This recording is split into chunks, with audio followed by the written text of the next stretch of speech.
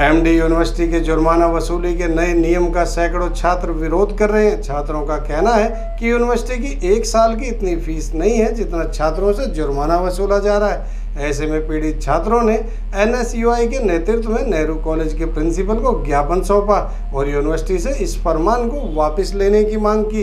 विद्यार्थियों ने सीधे तौर पर चेतावनी दी कि यदि ये जुर्माना और नियम वापस नहीं लिए गए तो वे यूनिवर्सिटी के खिलाफ सड़कों पर उतरकर प्रदर्शन करेंगे।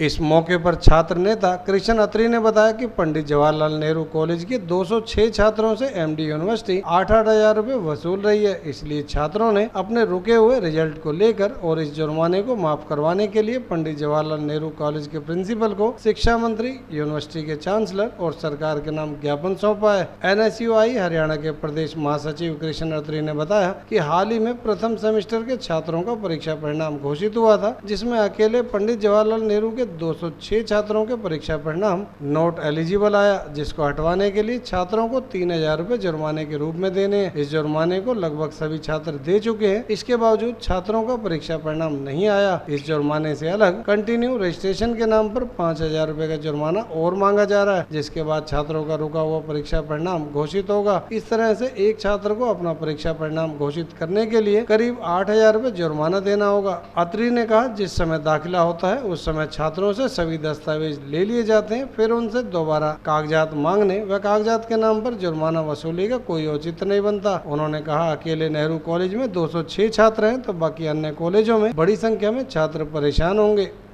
फर्स्ट सेमेस्टर के जो छात्र हैं कॉलेज के हमारे के, उनमें लगभग 300-350 छात्रों के में रिजल्ट में एन नहीं आया है।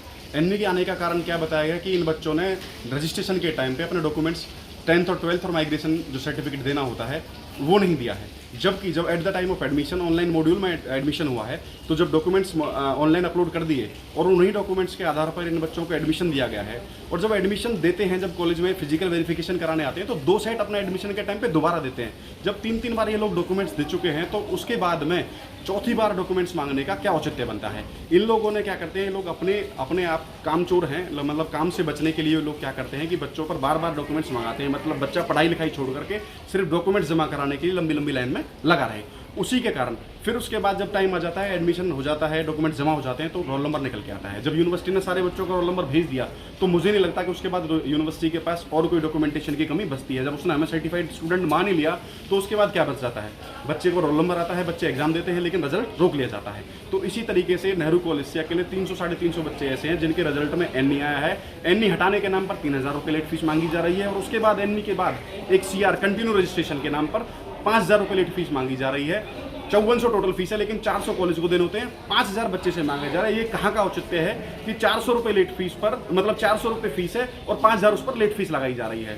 तो आज हमने नेहरू कॉलेज के प्राचार्य को, कल भी हमने हरियाणा के जो मुख्यमंत्री हैं, हरियाणा के जो शिक्षा मंत्री हैं, जो एमडी यूनिवर्सिटी के वाइस चांसलर हैं, जो एमडी यूनिवर्सिटी के एग्जाम कंट्रोलर हैं, उन सबके नाम ये ज्ञापन सौंपा है और उन्हें अपनी इस मांग से अवगत कराया और उनसे यही अनुरोध किया है कि जल्द से जल्द ये जो जुर्माना हमारे छात्रों पर अवैध जुर्माना जो वसूलने का काम कर रहे हैं इसे माफ किया जाए और जो बच्चों का रिजल्ट रोक रखा है इसे जारी किया जाए। कृष्ण जी, कितनी राशि बनती है अगर जितने बच्चों का स्टूडेंट रोका गया है एक कॉलेज की अगर बात करें तो? अकेले नेहरू कॉलेज की अगर मैं बात करता हूं तो 24-25 लाख रुपए अवैध सिर्फ अपनी जेबें भरने के लिए इन लोगों ने हमारे कॉलेज के छात्रों को लूटने का काम कर रहे हैं। अकेले हमारे कॉलेज से बुरा हाल है तो एमडी यूनिवर्सिटी के आने वाले तमाम सरकारी कॉलेजों में यही हाल है और अगर आप देखेंगे तो हजारों की संख्या में छात्र मिलेंगे।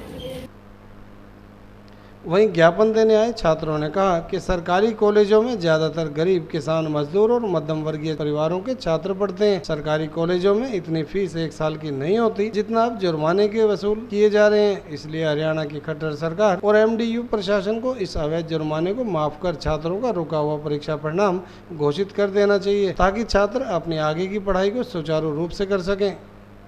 वहीं यूनिवर्सिटी के तुगलकी फरमान से पीड़ित एक छात्रा ने कहा कि वह किसी तरह ट्यूशन पढ़ाकर अपनी पढ़ाई पूरी कर रही है। ऐसे में उनसे यह भारी भरकम जुर्माना वसूला जा रहा है जो सरासर गलत है। एक और जहां सरकार बेटी बचाओ बेटी पढ़ाओ का नारा दे रही है, वहीं दूसरी ओर बेटियों को शिक्षा में सहयोग नहीं किया जा रहा। उन्होंने अपील की कि एमडी यूनिवर्सिटी का जुर्माना व फीस माफ करके विद्यार्थियों को राहत दी जाए। मैम, पहले हमसे एनई के नाम पे 4,000 रुपीज़ मंगवाए गए थे। वो जैसे तैसे हमने अपने आप से कलेक्ट करके घर वालों से लेके, घर वाले उस टाइम भी राज़ी नहीं थे वो पैसे भरने के लिए, क्योंकि हमें घर वालों को भी जवाब देना पड़ रहा है कि 4,000 रुपीज़ पूरे 1 साल की फ़ीस है हमारी और वो हम लेट फीस के रूप में जमा कर रहे हैं।